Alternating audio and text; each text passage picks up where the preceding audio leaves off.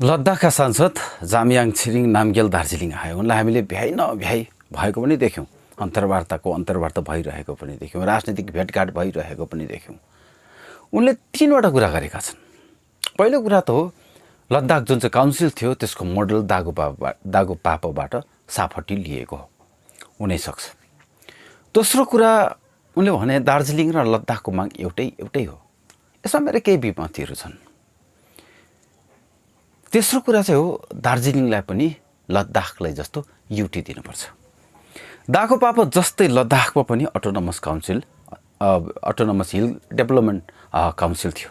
त्यहाँ 26वटा समष्टि थियो। यता दागोपापोमा 28वटा काउन्सिल थियो। नो डाउट लद्दाखको काउन्सिल दागोपापोकै जरक्स थियो। तर त्यो अहिले युनियन टेरिटोरी बनिसकेको छ।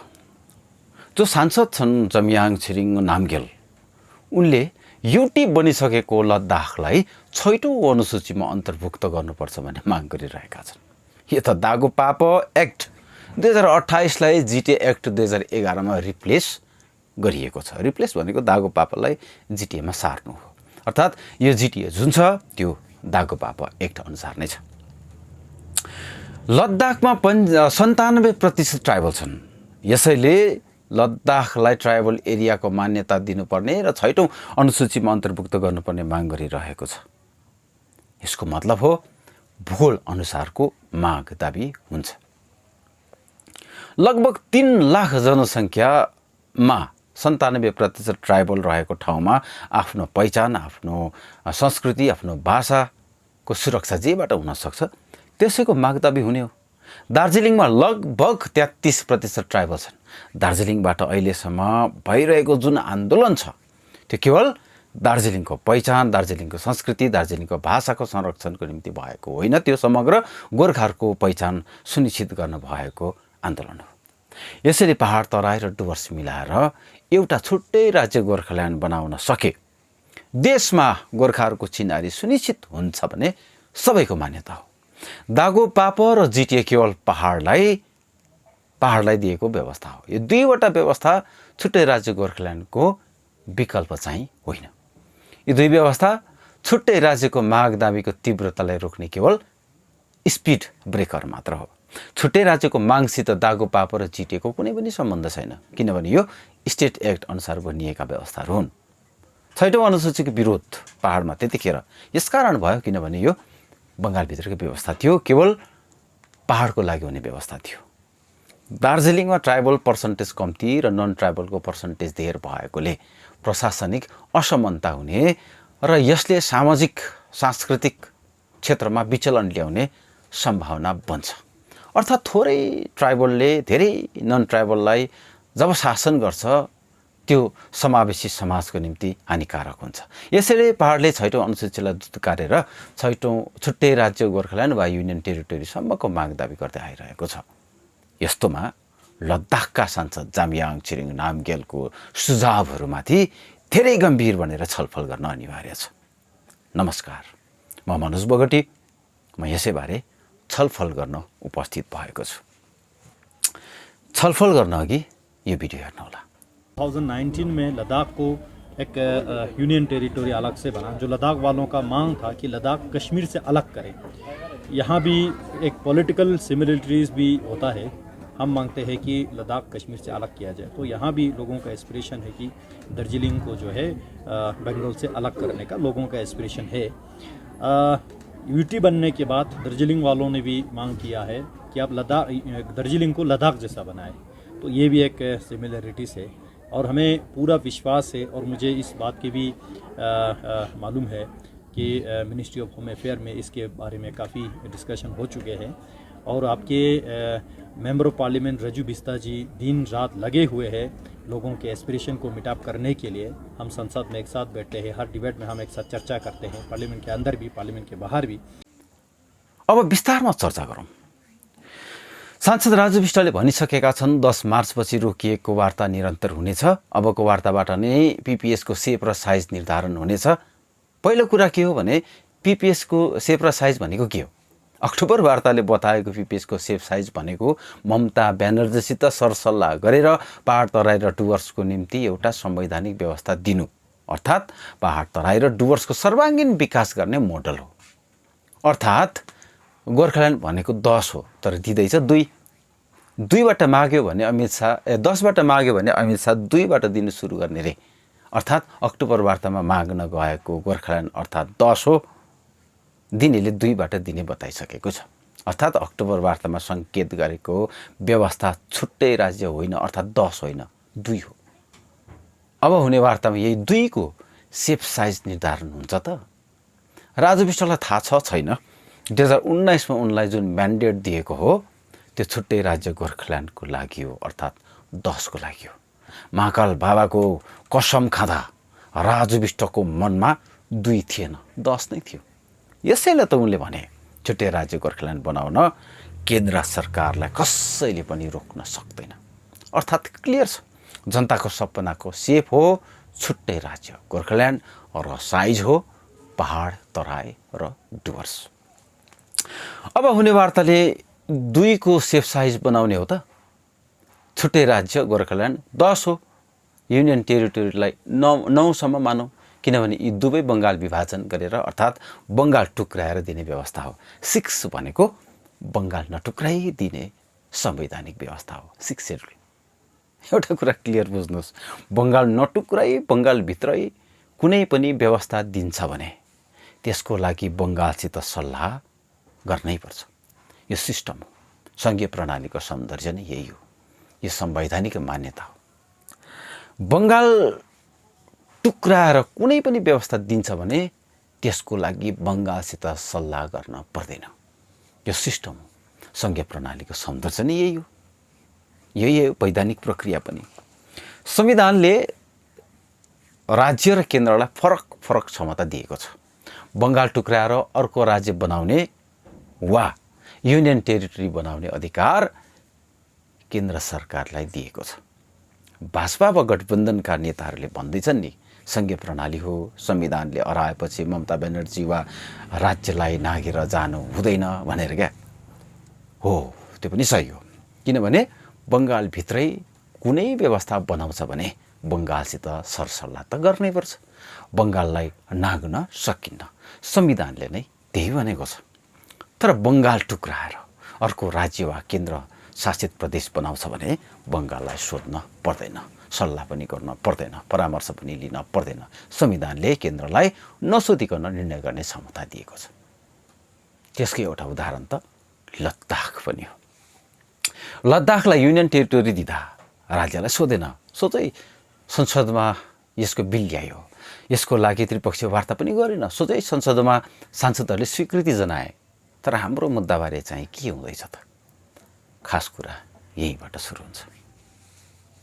एकछिनलाई मानौँ विष्टहरूले गर्दै गरेको वार्ताबाट बनिने व्यवस्था केन्द्रको अधीनमा हुन्छ। यदि त्यस्तो व्यवस्था हो भने त्यस्तो व्यवस्था 2बाट मात्र छ, छुट्टै राज्य वा युनियन टेरिटोरी। यो व्यवस्थाको लागि त्रिपक्षीय वार्ता हुँदैन, द्विपक्षीय वार्ता हुन्छ, माग्ने र दिने माझ। यदि त्रिपक्षीय वार्ता हुन्छ भने त्यो बङ्गाल अधीनस्थ व्यवस्था हो। वास्तवमा यस्तो अन्योलता चाहिँ राजु विष्टहरूले काम गराइ अर्कै भनाइ अर्कै गरेकोले उत्पन्न भएको। काम चाहिँ राज्य सरकारलाई सहभागी बनाएर राज्य अधीनस्थ व्यवस्थाको लागि गरिरहेका छन्, तर मुखले चाहिँ उनीहरू छुट्टै राज्य वा केन्द्र शासित प्रदेश भनिरहेका छन्।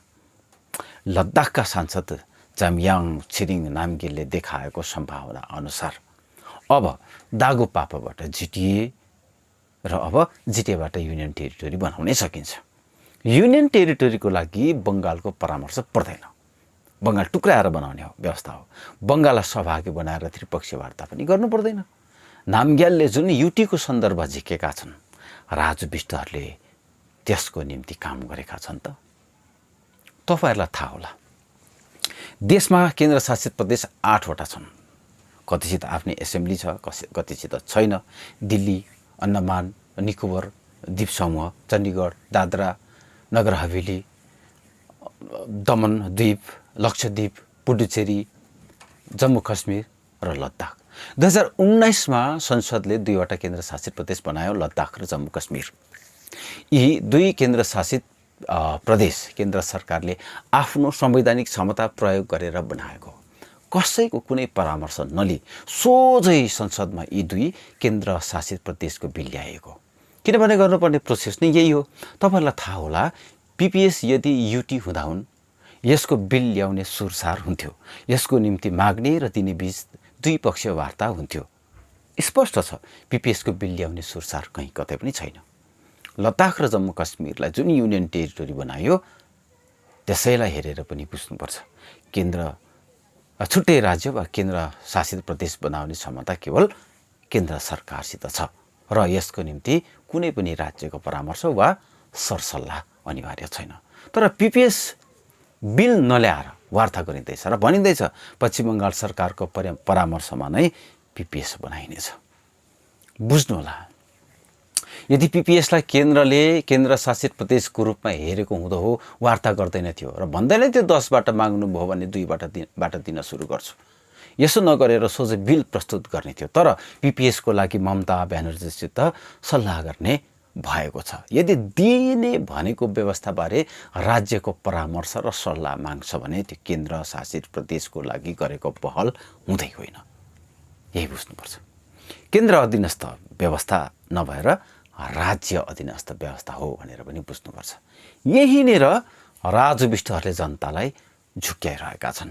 मोदी सरकारले अनुच्छेद 370 आफ्नै संवैधानिक क्षमता प्रयोग गरेर हटायो भने पिपिएसको निम्ति पनि सोही क्षमता प्रयोग गर्नुपर्ने हो। तर यसो गरिएको छैन।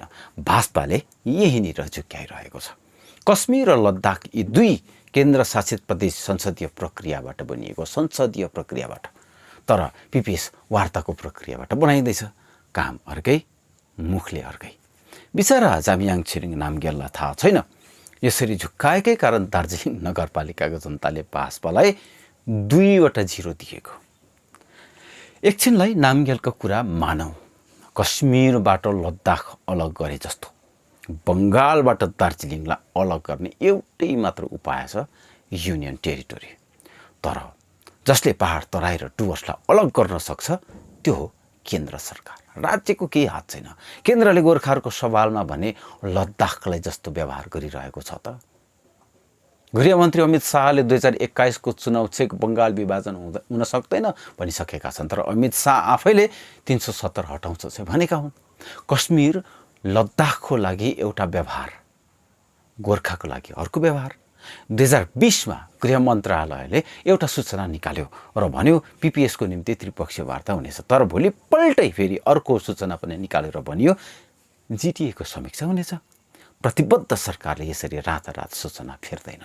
अचम्म लाग्दो कुरा चाहिँ के हो भने राज्यको भाजपाको, बङ्गालको भाजपाको विरोधको कारण त्यसरी सूचना निकालिएको थियो, फेरिएको थियो। किन अमित शाह भन्छन् त बङ्गाल विभाजन हुँदैन? किन राज्यको बङ्गालको भाजपाले विरोध गर्छ त? त्यसको एउटै कारण छ, बङ्गाल विभाजनको डर। कश्मीरका भाजपाले कश्मीर विभाजनको विरोध गरेन, किनभने भाजपाको उद्देश्य भनेकै अनुच्छेद 370 हटाउनु थियो। त्यसैले राज्यको भाजपा र केन्द्रको भाजपा मुद्दामा एकमत थियो। तर बङ्गाल विभाजन गरेर छुट्टै राज्य वा युनियन टेरिटोरी बनाउने सवालमा भने सबैभन्दा ठुलो बाधा नै बङ्गालको भाजपा छ। राज्य सरकार वा ममता ब्यानर्जी भन्दा पनि खतरनाक त राज्यको भाजपा छ, बङ्गालको भाजपा छ, जसको एउटै विरोधले गृहमन्त्रीले रातारात सूचना परिवर्तन गर्न सक्छन्, गरेका पनि हुन्। नामग्याललाई लाग्छ लद्दाख र दार्जिलिङको मुद्दा सिमिलर छ, तर नामग्याललाई थाहा छैन कश्मीर र बङ्गालको भाजपा सिमिलर छैन। तपाईँहरूलाई थाहा छ बङ्गाल विभाजन गर्यो कि बङ्गालमा भाजपाको राजनैतिक सपनामा पहिरो जान्छ। भाजपाले आफ्नो सपनाको निम्ति गोर्खाको सपनाको घाँटी निमुटिरहेको छ। जसले गोर्खाको घाँटी निमुटिरहेको छ उनी फेरि गोर्खाको मसी हौँ भनिरहेका छन्। यसरी घाँटी निमुट्नेले आउँदो वार्तामा पिपिएसको रूपमा युनियन टेरिटोरीको सेप र साइज बनाउँछ त? युटी भनेको बङ्गाल विभाजन गर्ने मुद्दा हो। भाजपा बङ्गाल विभाजनको पक्षमा छ त? छैन। यदि भाजपा बङ्गाल विभाजनको पक्षमा नै छैन भने कसरी युटीको सेप र साइज बनिन्छ? लद्दाखका सांसदको कुरा गलत छैन। जामयाङ छिरिङ नामग्यालले एउटा सम्भावनाको कुरा गरेका हुन्। नामग्याललाई थाहा छ उनीहरूले कश्मीरबाट लद्दाखलाई चुडाउने माग गरेका हुन्। गोर्खाहरूले बङ्गालबाट पहाड तराई र डुवर्स चुनाउने माग गरेका हुन्। नामग्याललाई थाहा छ कश्मीरबाट लद्दाख चुनाउँदा कश्मीरका भाषालाई आपत्ति थिएन, तर नामग्याललाई थाहा छैन बङ्गालबाट पहाड तराई र डुवर्स चुनाउँदा सबैभन्दा ठुलो आपत्ति घाँडो विरोधी नै बङ्गालको भाषा हो। तिनी केन्द्र नै हो। तर त्यही केन्द्रको गृहमन्त्री अमित शाहहरूको सपना हो बङ्गालमा भाजपाको वर्चस्व बनाउने।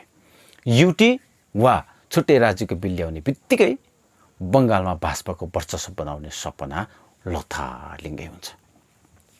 यसैले केन्द्र गठबन्धन र राजविष्टहरू बङ्गालमा भाजपाको वर्चस्व बनाउने सपनालाई ड्यामेज नगर्ने बाटोको खोजी गरिरहेका छन्। यसैले बङ्गालसित परामर्श गरेर यस्तो कुनै व्यवस्था बनाउँदा बङ्गालमा राज गर्ने भाजपाको सपना पनि नमरोस्, ममता ब्यानर्जीलाई बङ्गाल चुटिन्छ भन्ने भय पनि नहोस् र गोर्खाहरूले पनि चित्त बुझाउन सकोस्। यस्तै व्यवस्थाको सेप र साइज बनाउन अर्को वार्ता हुँदैछ। तर जे पनि हुँदैछ त्यो न युटी हो न छुट्टै राज्य हो, त्यो बङ्गालभित्रकै व्यवस्था हो। र बङ्गालभित्रकै व्यवस्था बनियो भने केन्द्रलाई पनि फाइदा छ, राज्यलाई पनि फाइदा छ। तर के गोर्खालाई फाइदा छ त? अमित शाहलाई थाहा छ बङ्गालभित्रको कुनै संवैधानिक व्यवस्था भए अहिले गठबन्धनलाई पुग्छ। बङ्गालभित्रकै संवैधानिक व्यवस्था भनेको केवल एउटै छ, त्यो हो 6औं अनुसूची। लगभग 33% ट्राइबल रहेको ठाउँमा 6औं अनुसूची। पहिले पनि दार्जिलिङका जनताले स्वीकारेन, अहिले पनि स्वीकार्दैन, भविष्यमा पनि स्वीकार्दैन। 97% ट्राइबल रहेको लद्दाखमा 6औं अनुसूचीको माग छ, त्यो जायज छ। तर लगभग 33% ट्राइबल रहेको ठाउँमा 6औं अनुसूची जायज छ त? छैन। यसैले बिपी बजगाईहरू सिक्किम र बङ्गालले गोर्खाका 11 जातलाई जनजाति दिनुपर्छ भन्दैछन्। ट्राइबलको स्ट्याटस मागेको आरक्षणको सुविधा हुन्छ भनेर मात्र हो त? होइन। ट्राइबलको स्ट्याटस त जतिखेर उसको भूमि, भाषा, समुदाय, संस्कार, संस्कृति, जनजीवन, सामाजिकता खतरामा पर्छ त्यसलाई जोगाउन मागिने हो। तर गोर्खाको भाषा, समुदाय, संस्कार, संस्कृति, जनजीवन, सामाजिकता त केवल पहाड तराई र डुवर्स मात्र सङ्कटमा छैन, यो सङ्कट त सर्वभारतीय छ। डोनाल्ड ट्रम्प आउँदा इँटाको पर्खालले गरिबको झोपडी छिल्दैमा भारतबाट गरिबी हटेन। पहाडको भूमि, भाषा, समुदाय, संस्कार, संस्कृति, जनजीवन, सामाजिकता संरक्षण हुँदैमा देशभरि रहेका गोर्खाको भूमि, भाषा, समुदाय, संस्कार, संस्कृति, जनजीवन, सामाजिकता सुरक्षित हुँदैन। बङ्गाल र सिक्किमका गोर्खालाई मात्र ट्राइबल बनाउँदा सिक्किम र बङ्गाल बाहिरको गोर्खाहरूलाई अन्याय हुँदैन त? 11 जातलाई ट्राइबल दिने कुरा होस् वा पिपिएस होस्, दुवै राज्य अधीनस्थ सहुलियत नै हो। तर गोर्खाहरूले यत्रो वर्षदेखि गरेको सङ्घर्ष केवल बङ्गालका गोर्खाहरूले सुख भोग गरोस् भनेर मात्र हो त? बङ्गालभित्र गोर्खाका 11 जातलाई जनजाति बनाउँदा जुन वार्ताबाट भाजपाको बङ्गाल हत्याउने सपना पनि नमर्ने, राज्य सरकार वा ममता ब्यानर्जीलाई बङ्गाल विभाजनको डर पनि नहुने र पहाडका गोर्खाहरू बेनिफिसियरी बन्ने 6औं अनुसूची गठन गर्न सहज हुन्छ। झाम्याङ छिरिङ नामग्याल जो आफै पनि 6औं अनुसूचीको माग गरिरहेका छन्, मुखले उनले दिन त युटीको सुझाव दिन्छन्, तर के तिनलाई थाहा नहोला र बङ्गालभित्र गोर्खाका 11 जातलाई जनजाति दिएर पुग्ने बाटो भनेको त 6औं अनुसूची नै हो भनेर? त्यसो हो भने नामग्याल पनि गोर्खाको आँखा छल्न र राजविष्टहरूको लागि मात्र बाटो बनाउन बोलिरहेका हुन् त? गोर्खाका पुरा एमपी चाहिँ राजविष्ट रे, आधा एमपी चाहिँ उनी आफै पनि हुन् रे। यदि यस्तो नामग्याललाई लाग्छ भने उनले सोझो रूपले भन्नु पर्यो केन्द्रले लद्दाखलाई जस्तो दार्जिलिङलाई पनि युटी दिनुपर्छ भन्नु मात्र होइन, विष्टसित मिलेर केन्द्रमा लबी पनि बनाउनुपर्छ। पुरा एमपी राजविष्टले गर्न नसकेको काम आधा एमपीले गर्ला नि त? सबैलाई थाहा छ भाजपाले दिएको वचन पुरा गर्यो भने पहाड तराई र डुवर्सका गोर्खाहरूले भाजपा बाहेक कसैलाई माया गर्ने छैन। देशभरिका गोर्खाले भाजपालाई माया गर्नेछ। वचन पुरा नगरेको कारण नै त दार्जिलिङका जनताले 2 वटा 0 दिएको हो भाजपा र गठबन्धनलाई। लद्दाखका सांसद नामग्यालले गठबन्धन र भाजपालाई एउटा सम्भावनाको बाटो भने देखाइदिएका छन्, अर्थात् युनियन टेरिटोरीको सम्भावनाको सङ्केत दिएका छन्। यो भयो भने एकदम उत्तम। तर यहाँका प्रतिनिधिहरू भने युनियन टेरिटोरीको बाटोमा छन् त? केन्द्र सरकार युनियन टेरिटोरीको बाटोमा छ त? जानुपर्ने बिलको बाटो हो, तर जाँदैछ वार्ताको बाटो। जुन बाटो हिँडेर त केवल राज्य शासित प्रदेश मात्र पुगिन्छ, त्यो बाटो नहिँडेर केन्द्र शासित प्रदेशको बाटो लाग्नुपर्छ भनेर नामग्यालले भनिरहेको यो सुझावको मतलब के निस्कन्छ होला र त? याद राख्नुहोस्, राजु विष्टहरू हिँड्दै गरेको बाटो राज्य शासित व्यवस्थातिर हो, तर यस्तो संवैधानिक सुरक्षा भएको एउटै मात्र व्यवस्था छ, त्यो हो 6औं अनुसूची। जब बाटो नै फरक छ भने कसरी युटीसम्म पुग्ला त? राजु विष्ट, निरज जिम्बा, बिबी बजगाईलाई दिएको भोट 6औं अनुसूचीको निम्ति हो त कि युनियन टेरिटोरी वा छुट्टै राज्यको निम्ति हो त? जनतालाई जति झुकाउन सक्छ राजु विष्टले झुकाए हुन्छ, तर जुन दिन जनताले झुकाउनु पर्ने समय आउँछ जनताले पनि झुक्याउँछ। दार्जिलिङ नगरपालिकाका जनताले 2वटा जिरो दिएको, केवल 2वटा जिरो मात्रै होइन, त्यो जनताको आक्रोश पनि हो, पहाड तराई डुवर्सको भावना पनि हो। त्यो बङ्गालमा पोखिन्थ्यो, अहिले केन्द्रमा पोखिन सुरु भइसकेको छ।